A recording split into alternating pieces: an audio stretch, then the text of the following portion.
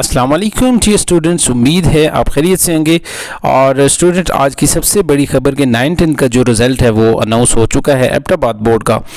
बाकी बोर्ड्स का भी हो चुका है, लेकिन यहाँ पे हम बात करेंगे एबटाबाद बोर्ड की कि यहाँ पे आपने अपना रोल नंबर लिखकर किस तरह से अपना रिज़ल्ट चेक करना है, उसका तरीक़ाकार क्या है, और फिर आपने DMC किस तरह से हासिल करनी है, कौन जो है ना वो टॉप पे हैं, टॉप पोजीशन होल्डर्स का भी हम बताएंगे। इसके अलावा जो नंबरिंग फार्मूला है पासिंग मार्क्स का, और उसके हवाले से भी हम आपको बताएंगे। और इसके अलावा जो एब्रीवेशन है, स्पेशली जो स्टूडेंट कंफ्यूज हैं कि उनके रिज़ल्ट के आगे जो ना वो लिखा हुआ आता है IEI इस तरह के, तो वो इसमें कंफ्यूज है कि पता नहीं क्या चीज़ है।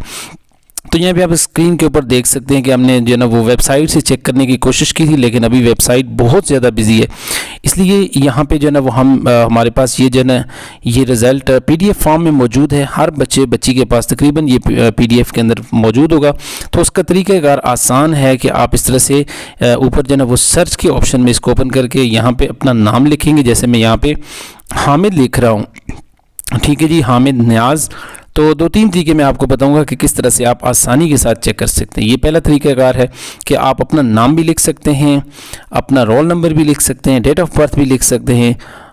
इस तरह से अपने फादर के नेम के साथ भी आप चेक कर सकते हैं। मैंने हामिद नियाज़ यहाँ पे लिखा था, ये स्क्रीन के ऊपर आप देखते हैं हामिद नियाज़ सन ऑफ मोहम्मद नियाज़, ठीक है। इनका ग्रेड C है और 628 628 नंबर है इनके, और 17 25 13 इनका ये रोल नंबर है, ठीक है। इसके अलावा हम एक दूसरी चीज़ ये देखें, स्क्रीन के ऊपर आपको नज़र आ रहा होगा कि अब बच्चों के रिज़ल्ट के आगे ये एब्रीवेशन लिखे हुए हैं। जैसे यहाँ पे देखें fail 2, GM2, GS2, PS2, GM2। तो ये क्या है जी, फेल 2। तो इसकी हम जो है वो तमाम तर एब्रीवेशन आपको बताएंगे कि अगर आपके रिज़ल्ट के आगे ये लिखा हुआ है तो इसका क्या मतलब है, इससे क्या मुराद है, क्या आप पास हैं, फेल हैं तो किस सब्जेक्ट में, ये सारी डिटेल हम आपको आगे चल के बताते हैं। लेकिन फ़िलहाल दूसरा तरीका हम बताते हैं कि दूसरा तरीका ये है कि यहीं सर्च के बटन में ऊपर टॉप के ऊपर अपनी PDF फॉर्म में यहाँ पे आप अपना रोल नंबर लिखें। जैसे 18-17-01 मैंने लिखा, तो देखें ये नीचे स्क्रीन के ऊपर आ चुका है हमज़ा अली, ठीक है। ये उनका रोल नंबर है और उनकी आगे सारी डिटेल यहाँ पे स्क्रीन के ऊपर आप देख सकते हैं। अब हम आते हैं टॉप पोजीशन होल्डर की तरफ।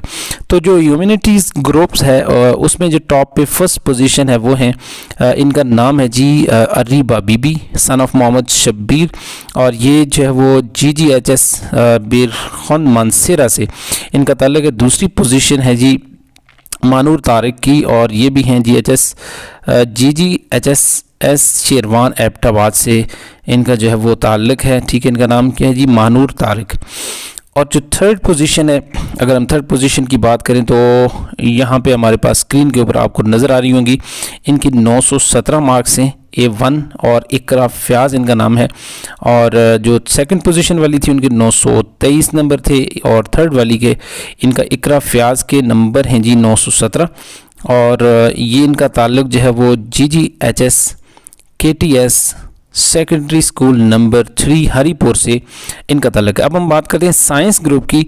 तो साइंस ग्रुप में ओवरऑल जो टॉप पोजीशन होल्डर हैं उनका नाम है जी मुस्तशर शायद जदून इनका नाम है जी। तो काजी मोहम्मद आमिर खान डॉक्टर ऑफ, ठीक है जी। इनका जो इंस्टीट्यूशन है वो है जी तामीर वतन public school and college Abbottabad, ठीक है जी। दूसरी पोजीशन की अगर बात करें यहाँ पे तो ज़फ़र अहमद सन ऑफ गाजी ख़ान, और इनका ताल्लुक Kohe Daman public school and college Komila Dassu Kohistan से इनका ताल्लुक है जी, ठीक है जी। तो कोहिस्तान वाले इस दफ़ा भी बाजी ले गए जी सेकंड पोजीशन में। और थर्ड की अगर बात करें तो थर्ड पोजीशन में मोहम्मद सोबान हैं जी सन ऑफ साजिद महमूद, और इनका जो स्कूल है वो है तामीर वतन पब्लिक स्कूल एंड कॉलेज। तो तामीर वतन पब्लिक स्कूल मानसेरा से इनका ताल्लुक है। तामीर वतन हर दफ़ा ही बाजी ले जाते हैं, पीस स्कूल और तामीर वतन या पिप्स। तो ये था। अब हम बात करते हैं कि जो ग्रेडिंग फार्मूला है वो किस तरह से उसको यूटिलाइज़ करते हैं। यहाँ पे बोर्ड के पेपर्स में स्पेशली आपके रिजल्ट में तो जिनका 80 एंड 80 प्लस हो उनके, यानी 840 या से अबव हों, ठीक है। ये फार्मूला है 1050 नंबर वालों के लिए, ठीक है। तो जिनके 80% हों या 80% से अबव उनके लिए A1 ग्रेड है आउटस्टैंडिंग, और 70 एंड 70 से बिलो और 80 से बिलो इनका A होता है, 60 एंड बिलो 70 ये B, ठीक है, वेरी गुड के अंदर आते हैं, 50% एंड बिलो 60%, ठीक है, तो इनका सी ग्रेड होता है। और इस तरह से 40% एंड बिलो 50% ये डी ग्रेड है।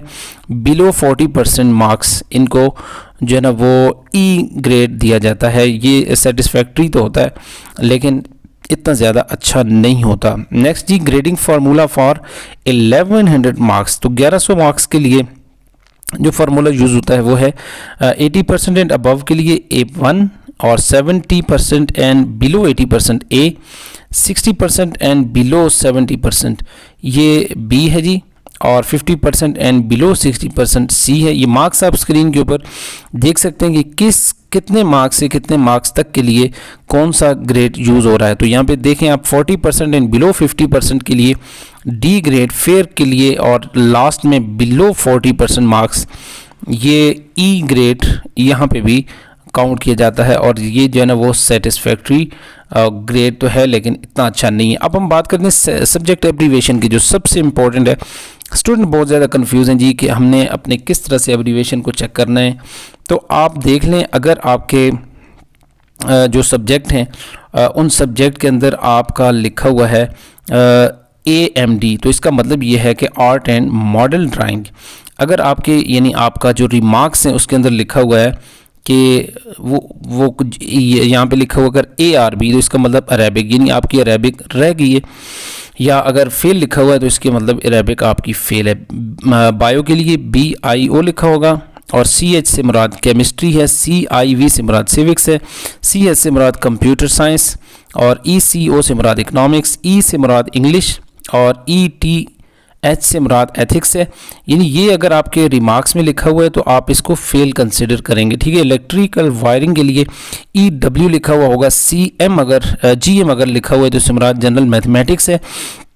और इस तरह से HE से मुराद होम इकनॉमिक्स, HPE से मुराद health and physical education, IC से मुराद इस्लामियात कंपलसरी है, IE इस्लामियात इलेक्टिव है और IE इस्लामिक हिस्ट्री है। MBH ये मैनेजमेंट फॉर बेटर होम के लिए, M अगर है तो ये मैथमेटिक्स है, PA से मुराद पश्तो, PCUL से पाकिस्तान कल्चर है, PH से मुराद फिज़िक्स, PS से मुराद पाकिस्तान स्टडी और U यूज़ होता है जी ये उर्दू के लिए।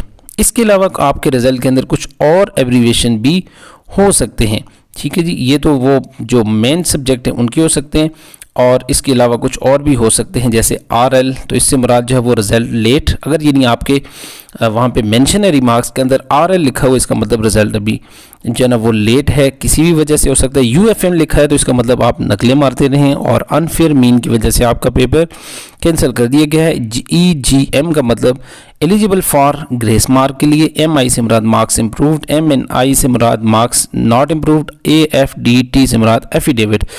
वीडियो अच्छी लगी तो चैनल को लाजमी सब्सक्राइब करें और हमारे साथ रहिए। इस तरह की वीडियोस मज़ीद देखने के लिए लाइक करें, शेयर करें और सब्सक्राइब ज़रूर कीजिए।